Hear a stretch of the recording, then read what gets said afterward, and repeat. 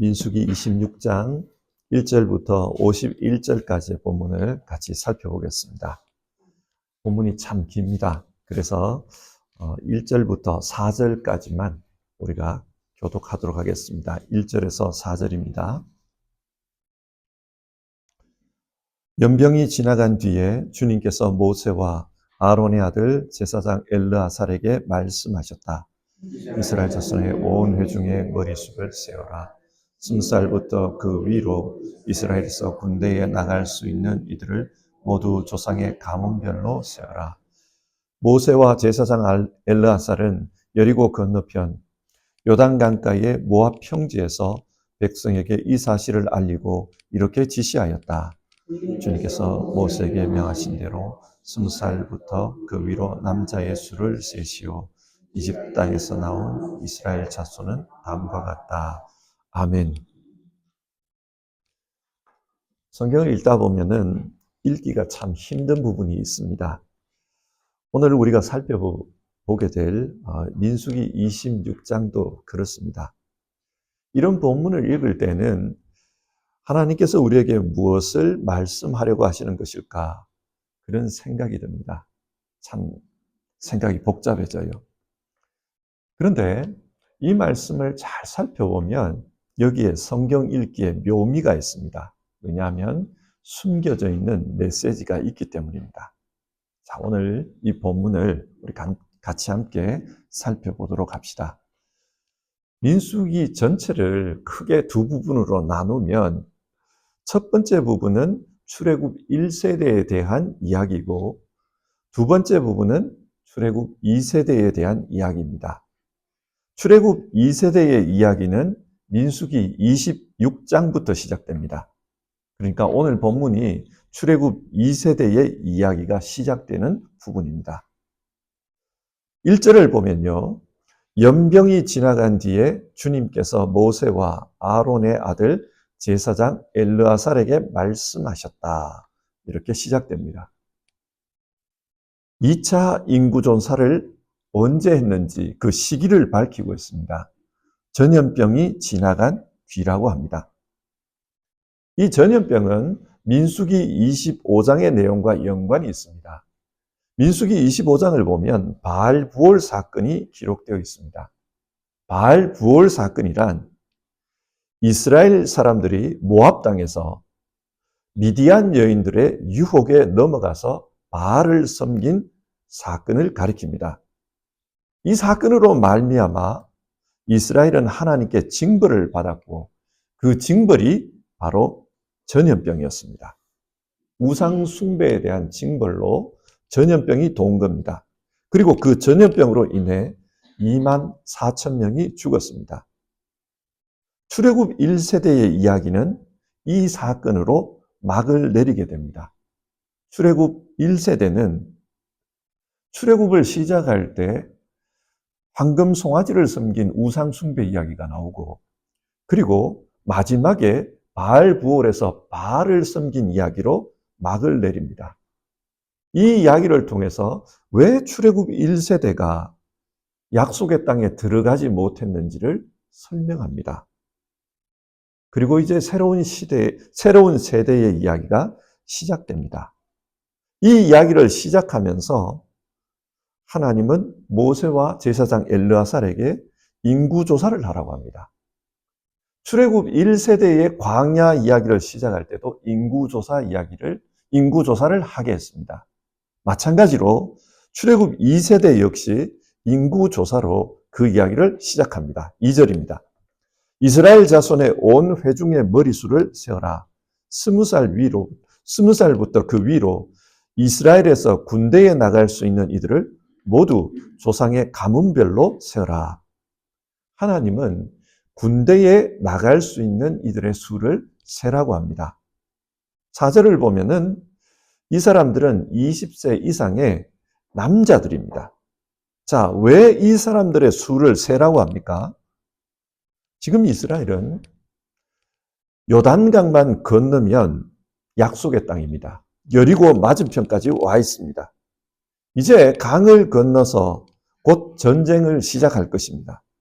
그리고 각 지파별로 자신들에게 주어진 땅을 차지하기 위해서 싸우게 될 것입니다. 하나님은 다시 한번 새로운 세대의 사람들을 이 군대로 조직을 하는 겁니다. 군대로 조직하고 약속의 땅을 정복할 그 준비를 시키는 겁니다. 그런데 이 인구조사는 민수기 1장에 나오는 인구조사와 비교해 보면 몇 가지 차이점이 있습니다. 하나님께서 40년 전에 인구조사를 명하신 이유 역시 얼마 있지 않아서 이스라엘이 약속의 땅에 들어갈 것이라고 보았기 때문에 인구조사를 시킨 겁니다.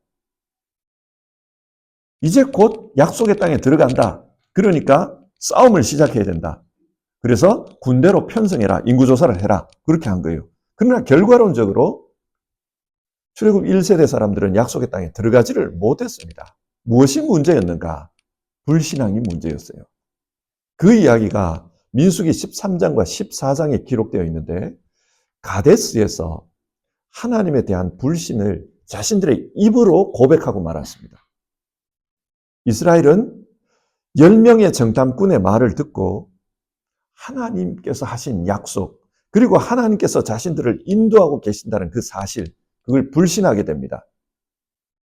하나님께서 이스라엘을 약속의 땅으로 인도하려는 궁극적인 이유는 그곳에서 믿음으로 살면서 열방 사람들에게 믿음을 전파하는 영적 제사장의 일을 하도록 하기 위함이었습니다. 그런데 이스라엘은 약속의 땅을 코앞에 두고 자신들이 믿음이 없다는 것을 자기 입으로 고백하고 만 것입니다. 하나님은 그래서 그들을 약속의 땅에 들여보내지를 않습니다. 대신에 40년간 새로운 세대를 준비시킨 겁니다. 새로운 세대에게 믿음을 훈련시키고 그들이 약속의 땅에 들어가면은 영적 제사장의 역할을 할 수 있도록 그렇게 준비해 오셨습니다. 1세대가 다 끝났어요. 이제 때가 되었습니다. 그래서 가나안 입성을 준비하라는 겁니다. 여기서 우리가 주목했으면 하는 사실 한 3가지만 살펴봅시다. 첫 번째는 이스라엘의 전체적인 인구수가 40년 전과 비교해서 큰 변화가 없었다는 사실입니다. 51절에 따르면은 2차 인구조사의 결과는 60만 1730명이었다고 밝힙니다. 1차와 비교하면 1820명이 줄었습니다. 그러나 26장 52절부터 기록된 그 레위인들의 인구조사를 보면은 레위인들이 약 1000명 정도가 늘어났어요. 그러니까 전체적으로 보면 40년 전이나 지금이나 큰 변화가 없습니다. 여러분, 이게 뭘 의미합니까? 40년간 이스라엘은 광야에서 반복적으로 하나님을 반역했고 그 결과로 재앙을 만났습니다. 그래서 반복적으로 사람들이 죽었다. 이것 때문에 죽었다. 그 이야기가 기록되고 있습니다. 광야라는 곳이 먹고 살기가 좋은 곳이 아니잖아요. 농사를 지을 수도 없고 물이 많은 것도 아닙니다. 그렇다면 자연적으로 인구가 증가할 수 있는 구조가 아니에요. 먹고 살기가 힘들다면 인구는 줄어들게 되어 있습니다. 그런데 그 과정에서 여러 가지 반역으로 사람들이 징벌을 받아 죽었다고 합니다. 그러면 당연하게 인구는 크게 감소해야 합니다. 그럼에도 불구하고 40년간 인구 변화가 거의 없었다는 것입니다. 이것이 의미하는 것은 하나님은 그럼에도 불구하고 이스라엘을 돌보고 계신다는 것입니다. 이스라엘이 반역을 할지라도 그럼에도 하나님은 이들에 대한 소망을 가지고 있습니다. 새로운 세대를 준비하고 계십니다. 이 사실을 통해 하나님은 자신이 여전히 사랑의 하나님임을 나타낸 겁니다. 단기적으로 보면 이스라엘의 광야 생활은 사건, 사고밖에 없어요. 그 사건, 사고로 말미암아서 사람들이 죽고 사람들이 벌을 받습니다. 그런데 장기적으로 보면은 하나님의 여전한 사랑이 작동하고 있다는 겁니다. 단기적으로 보면은 문제만 보이지만 장기적으로 보면 여전히 하나님은 그들을 사랑으로 품고 있다는 것을 오늘 본문이 말씀하고 있습니다. 우리 그리스도인들의 삶도 마찬가지입니다. 우리도 하루하루를 일기를 쓰면서 자기 삶을 되짚어 보면은 오늘은 이런 일이 있었다. 오늘은 이런 일이 있었다. 늘 사건, 사고입니다. 그래서 우리 스스로 느끼기에 내 삶은 고달픔밖에 없는 것 같아요. 그리고 그런 고달픈 인생 속에서 우리가 보일 수 있는 반응은 한숨과 원망입니다.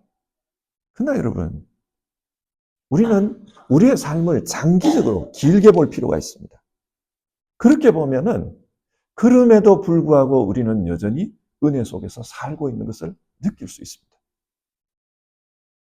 바다에서 큰 파도가 친다고 한번 가정해 봅시다. 그 광경을 우리가 보고 있다고 한번 가정해 봅시다. 그러면 우리는 늘 불안할 거예요. 저 파도가 어떻게 또 일을 일으킬까? 그러나 그렇게 파도가 심하게 쳐도 바다 전체를 보면 바다는 여전히 자기 흐름에 따라서 흘러갈 뿐입니다. 바다 밑바닥에는 고요함이 있습니다. 눈에 보이는 것만 봐서는 안 된다는 말입니다. 우리는 우리의 삶을 붙들고 계시는 하나님의 사랑을 보아야 합니다. 우리 그리스도인들은 예수님 안에서 하나님과 하나가 된 사람입니다. 하나가 되었다는 증거로 하나님은 우리에게 자기의 영을 부어주셨습니다. 성령께서 우리와 함께 하십니다. 그래서 단기적으로만 보지 말고 우리 안에 계시는 그 하나님께서 오늘 하루하루의 문제를 넘어서서 어떻게 우리를 이끌어 가시는지 우리는 그것을 생각해야 합니다. 우리는 하나님의 보호하심 속에 있습니다. 오늘 성경은 우리에게 우리가 믿는 하나님은 사랑의 하나님이시다. 오늘 하루하루의 삶 속에는 문제가 있을지라도 그 문제를 넘어서게 하시는 분이시다. 하나님은 우리를 붙들고 계신다. 그것을 말합니다. 두 번째로 주목했으면 하는 사실은 각 지파의 인구 변화입니다. 제일 먼저 르우벤 지파가 나오는데요. 이 르우벤 지파의 경우 1차와 비교했을 때 인구수가 줄었습니다. 인구가 준 이유는 르우벤 지파의 자손 중에 다단과 아비람이 있었다는 것을 밝히고 있습니다. 다단과 아비람이 누구냐?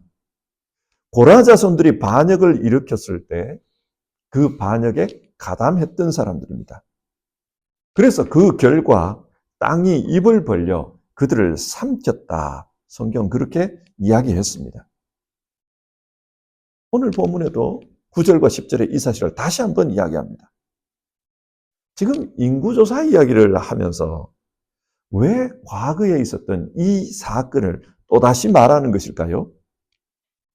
하나님은 지금 남은 자들에게 과거 역사의 교훈을 잊지 말라. 그것을 말하는 것입니다.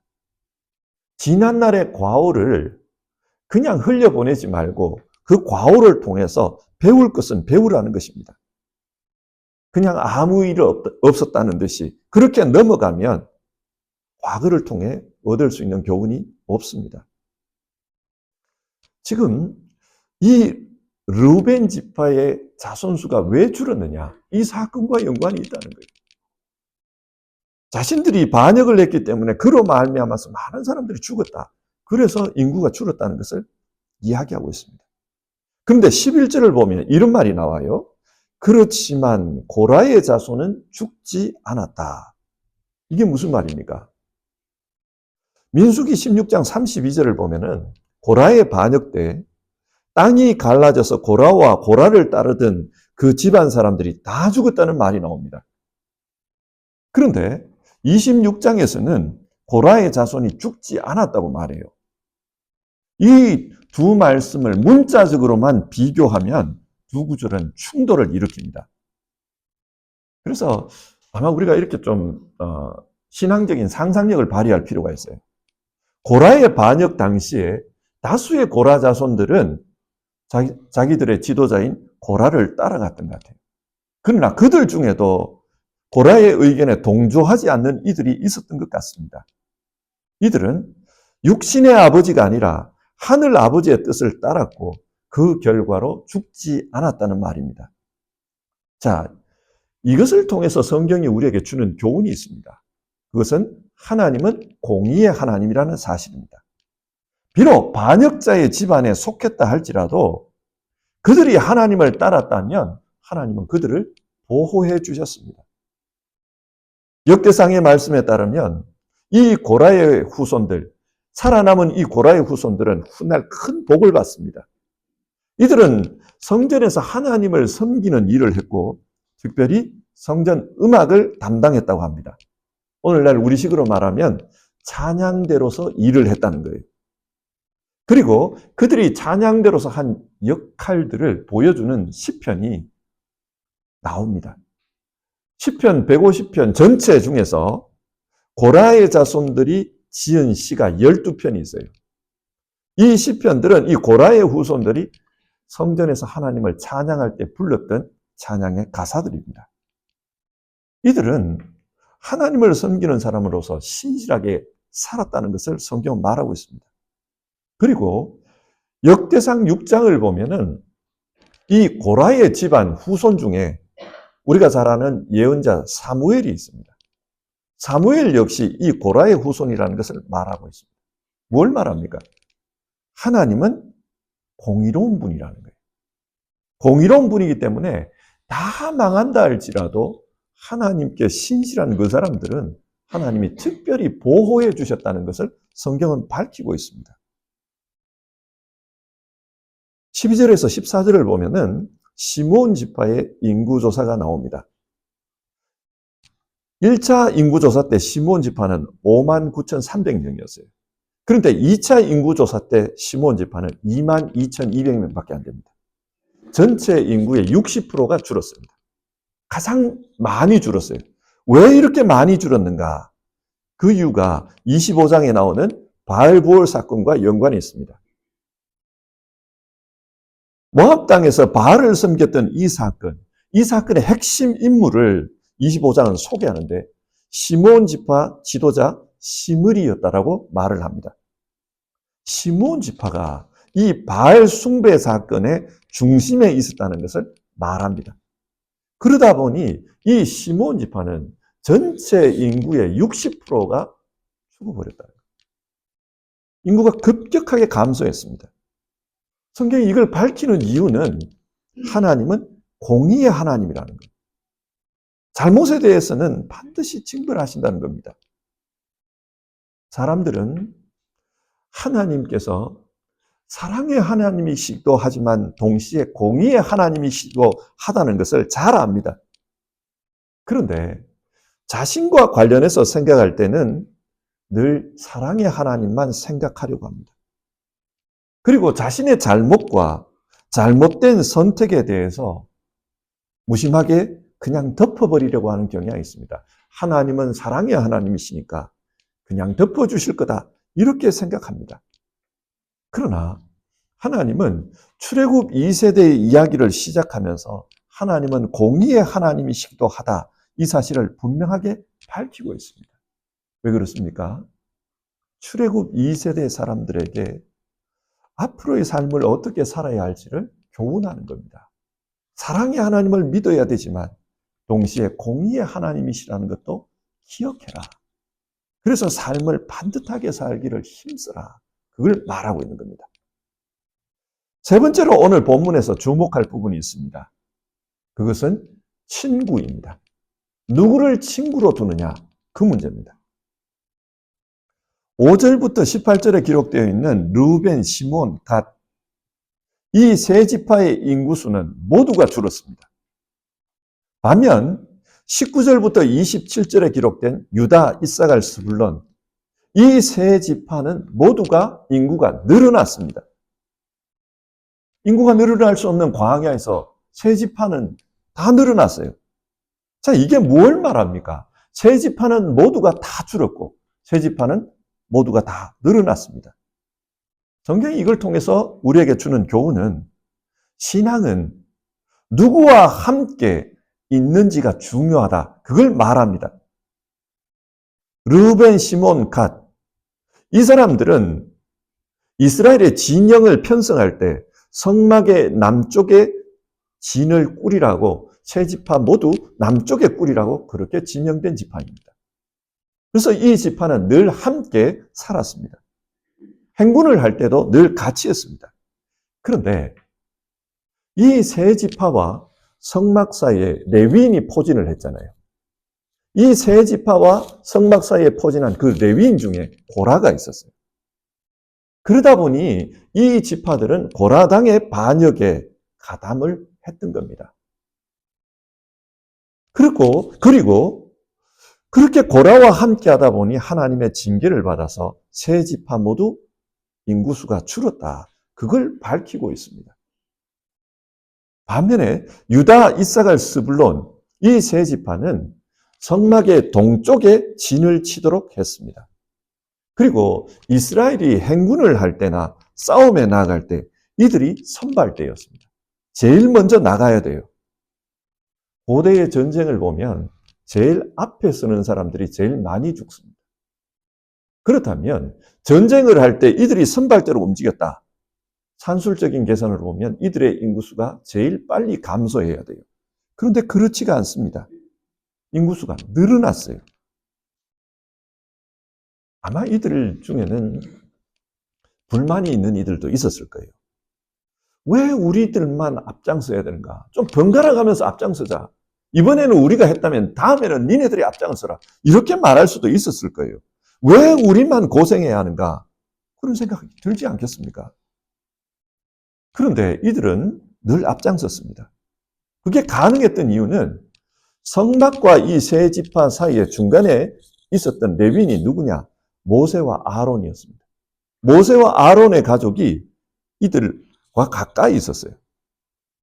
하나님의 일을 하는 사람들, 믿음의 사람들과 이들은 가까이 있었습니다.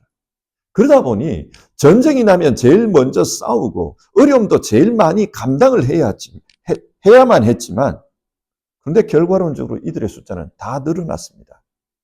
하나님께서 그들에게 복을 주신 겁니다. 여러분, 신앙은 혼자 하는 것이 아닙니다. 물론 우리가 하나님을 믿고 구원받는 것은 내가 믿고 내가 구원받는 겁니다. 개인의 문제입니다. 그러나 그 신앙생활은 믿음의 공동체 안에서 타자로부터 영향을 받으면서 신앙하게 됩니다. 혼자 하는 것이 아닙니다. 그렇기 때문에 내 옆에 누가 있느냐, 그것이 중요합니다. 기도하는 사람이 함께 있으면 어려운 일을 만났을 때 함께 기도합니다. 불평하지 않습니다. 함께 기도하는 일을 합니다. 하나님의 말씀을 가까이 하는 사람이 함께 있으면 어떤 이야기를 할 때 하나님의 말씀을 가지고 이야기를 나눕니다. 그러나 세상에 눈이 밝은 사람, 삶에 대해 비관하고 불평이 많은 사람, 그런 사람과 가까이 있으면 늘 이야기의 주제가 세상 이야기입니다. 그리고 결론은 언제나 불평과 비관으로 끝이 나게 됩니다. 그러다 보면 신앙에서 멀어지는 것이 순리입니다. 성도 여러분, 우리 모두 오늘 성경이 말하는 것처럼 좋은 신앙인이 되었으면 좋겠어요. 그러기 위해서는 신앙의 사람을 가까이 해야 합니다. 신앙의 사람을 가까이 하기 위해서는 먼저 내부터 좋은 신앙인이 되기를 힘써야 합니다. 나는 나쁜 신앙을 하면서 다른 신앙 잘하는 사람과 가까이 하면 그 사람에게도 나쁜 영향을 미칠 수 있습니다. 내가 좋은 신앙인이 되기를 힘써야 합니다. 뿐만 아니라 내 옆에 있는 사람들도 함께 좋은 신앙으로 나아갈 수 있도록 우리가 힘을 써야 합니다. 이것이 공동체입니다. 공동체가 함께 좋은 신앙인이 되기를 힘쓸 때 그때 하나님이 주시는 은혜 가운데 살아갈 수 있습니다. 오늘 성경은 이걸 말합니다. 자, 말씀을 정리해 봅시다. 오늘 본문은 출애굽 2세대의 이야기를 시작하면서 이제 가나안 땅에 들어갈 때가 되었다. 그러니 준비해라. 싸움을 준비해라. 그러면서 다시 인구조사를 한 것입니다. 그런데 이 인구조사의 기록 속에 우리가 믿고 있는 하나님이 어떤 분인지 그분에 대한 소개가 기록되어 있습니다. 하나님은 사랑의 하나님이십니다. 40년 동안 이스라엘이 광야에서 반역했음에도 불구하고 하나님은 여전히 그들을 붙들고 있습니다. 그래서 그들의 힘이 쇠하지 않도록 하나님께서 인도해 주신 것을 볼 수 있습니다. 또 하나님은 공의로우신 분입니다. 그래서 벌할 자는 벌하시고 은혜 주실 자에게는 은혜를 주십니다. 비록 고라 자손이라 할지라도 그들이 하나님을 믿고 의지하면 그들을 어려움에서부터 건지시고 그들의 후손이 하나님의 은혜 가운데 살 수 있도록 그 평강을 주신다는 것을 말하고 있습니다. 뿐만 아니라 제1진영에 속해서 누구보다 수고하고 누구보다 앞장서서 책임지려고 했던 그 사람들에게 하나님께서 복을 주셨다는 사실을 오늘 성경은 말하고 있습니다. 하나님은 공의의 하나님이십니다. 그리고 오늘 본문은 누구와 함께 신앙하는가, 그것이 중요하다는 사실을 우리에게 말하고 있습니다. 사람은 누구에겐가 영향을 주고 누구로부터 영향을 받는 존재입니다. 그렇기 때문에 우리는 좋은 공동체를 만들려고 애를 써야 합니다. 그래야 서로가 서로 사이에 좋은 영향을 주고 받을 수 있기 때문입니다.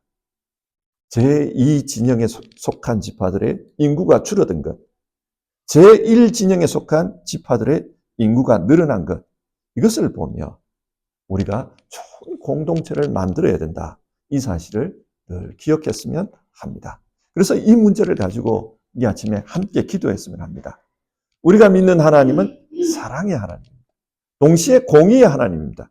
그 사랑과 공의가 균형을 잡은 좋은 믿음의 공동체를 만들어야, 그래야 우리도 우리 후세대들도 건강한 신앙인으로 살아갈 수 있다는 사실입니다. 오늘 이 문제를 가지고 함께 기도했으면 합니다. 우리의 가정이, 우리의 교회가 좋은 공동체가 되게 하소서. 우리 그렇게 같이 기도하는 시간을 가져봅시다.